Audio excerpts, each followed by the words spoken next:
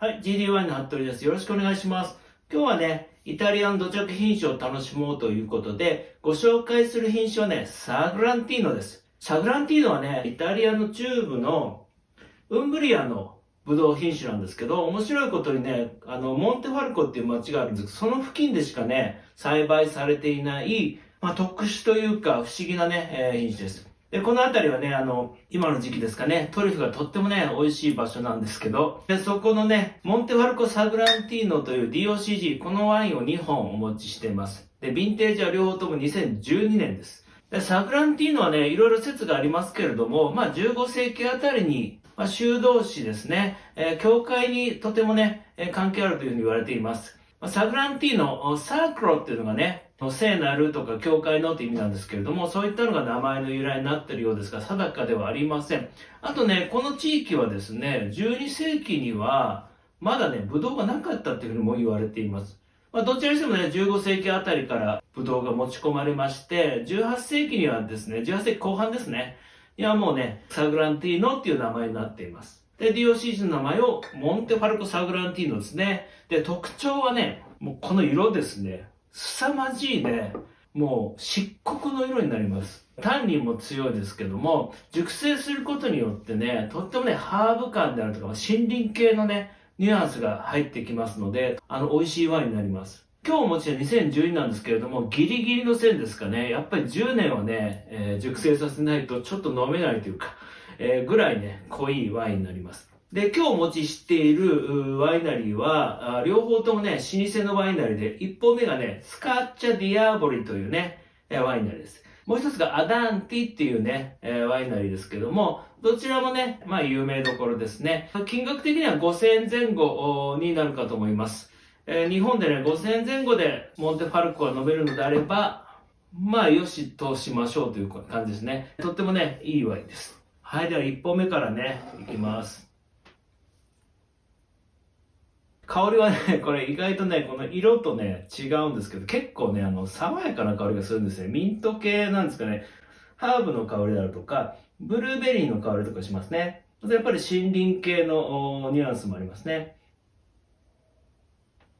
アタックもね、意外とね、爽やかなんですね。すっきりとした口当たりで、ただタンニンがね、とっても強いので、タンニンはきますけれども、飲みやすいワインになります。で、結構フルボディですね。赤黒いね、ベリーのね、果実味が広がりますけれども、その後にね、やっぱりね、ハーブ系の、まさにね、森のニュアンスっていうのが、サグランティーノの私は特徴だと思いますね。私も大好きな品種なんですけども、そんな風味がしますね。あとね、重くないっていうのは、ちょっとね、金属製のね、感覚があります。爽やかな酸味だと思うんですけど、酸味とミネラルだと思うんですけれども、骨格がね、しっかりとしたね、ワインになります。美味しいです。2本目いきます。2本目も、やはりハーブ系の香りしますけども、少しね、甘い、リコリス菓子のようなね、香りもします。鉄の香りもしますね。こちらね、ブルーベリーというか、プラム系のね、明るい果実味の香りがしますね。アタックはね、似てますけども、こちらのワインの方が少し甘みがきますね、最初に。果実味のね、甘みがきて、そこからまた強烈なタンニンがファッとくるんですけど、やはりね、森林系のね、爽やかなね、風味がしますね。で、こちらはちょっと、もう少し置いた方が、いいかなと気がします。タンニンがね、攻撃的です。変な意味じゃなくてね、モンテファルコ・サグランティーノのね、特徴なんですけど、少し若いうちは、タンニンがやはり攻撃的なので、熟成させた方が明るい果実味とね、爽やかな感じが残るんですけど、結構こちらもフルボディですね。先ほどのプラム系、ちょっとジャム系なプラムの果実味の味がします。あと、牧樹であるとか、インクであるとかね、サグランティーノでよく感じるようなね、黒いニュアンスですね。こういったものもあります。ただ、やはり爽やかなところが、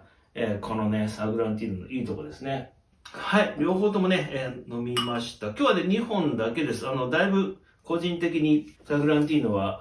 飲んでいるつもりなので、2本でいいかなということで、想像通りですね。面白いワインです。このサグランティーノは、ヘビーなんですけど、森林系のね、ふわっとしたね、爽やかなね、ハーブ系が出るというワインで、ただこの感じは、やっぱり、10年以上、できれば20年ぐらいがいいんですけど、寝かした方が、このね、爽やかな感じと、このバランスですよね。タンニンがだいぶ溶けてきて、バランスがとってもいいと思います。美味しかったと思います。ぜひね、試してみてください。失礼します。はい、GDY の服部です。ありがとうございました。今日はね、イタリアの土着品種ということで、ウンブリアのね、サグランティーノをお持ちしました。サグランティーノをね、DOCG になってまして、モンテファルコサグランティーノって言うんですけど、今日ちょっと開けてないんですけども、もしね、試したことない方がいれば、間違いないのがね、アーノルド・カプライですね。カプライはですね、いわゆるこのサグランティーノを DOCG とかですね、有名にしたね、立役者の一人です。で、少しね、値は張りますけど、サグランティーノの本質をね、飲むには、アーノルド・カプライをね、お勧めします。モンテファルコ・サグランティーノを飲んだことがない方は飲んでください。トリュフにも、黒いトリュフですね、にも合いますし、あとは GBA にも合います。この時期ね、ちょうどいいね、ワインだと思います。イタリアのね、土着品種の面白さというか奥深さをね、感じさせられる品種だと思います。他にもね、こういった動画ありますのでチェックしてみてください。それでは失礼いたします。